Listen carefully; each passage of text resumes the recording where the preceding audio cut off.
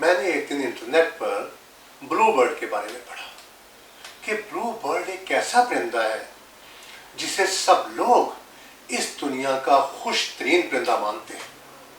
اسے کبھی کسی نے اداس ہوتے نہیں دیکھا.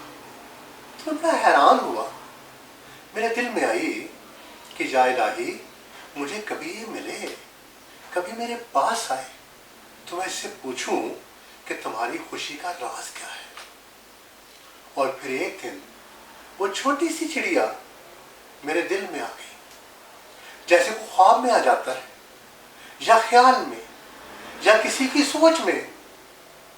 تو میں نے اس سے پوچھا, کیا نیلی چڑیا مجھے ایک بات بتاؤ, سارے لوگ تمہیں اس دنیا کا خوش ترین پرندہ مانتے ہیں, تمہیں کبھی کسی نے اداس ہوتے نہیں دیکھا, تم ہر وقت چہکتی ہو, گاتی ہو, گھومتی ہو, ناچتی ہو اور خوش رہتی ہو.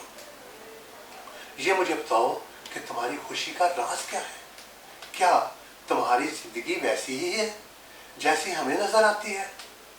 تو کہنے لگی کہ نہیں, ایسا نہیں ہے, میری زندگی بھی ویسی ہی ہے جیسی تمہاری.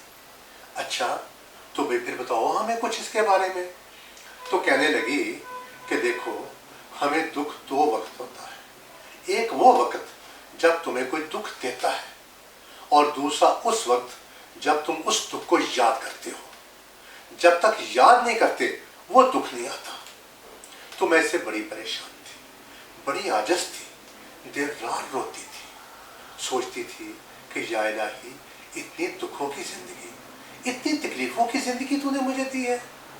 پھر میں نے ایک دن اللہ تعالیٰ سے دعا مانگی کہ یا الہی میرے دماغ میں یادداشت کا وہ حصہ جس میں یہ دکھ, تکلیف, کینہ, بغض, نفرت, بدلہ, یہ ساری چیزیں سٹور ہوتی ہیں, تو اس کو نکال دے.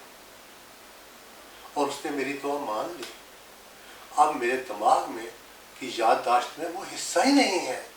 اور جب پھر مجھے کوئی دکھ دیتا تھا, تکلیف دیتا تھا, تو مجھے دکھ ہوتا تھا مگر اگلے لمحے مجھے یاد نہیں رہتا تھا.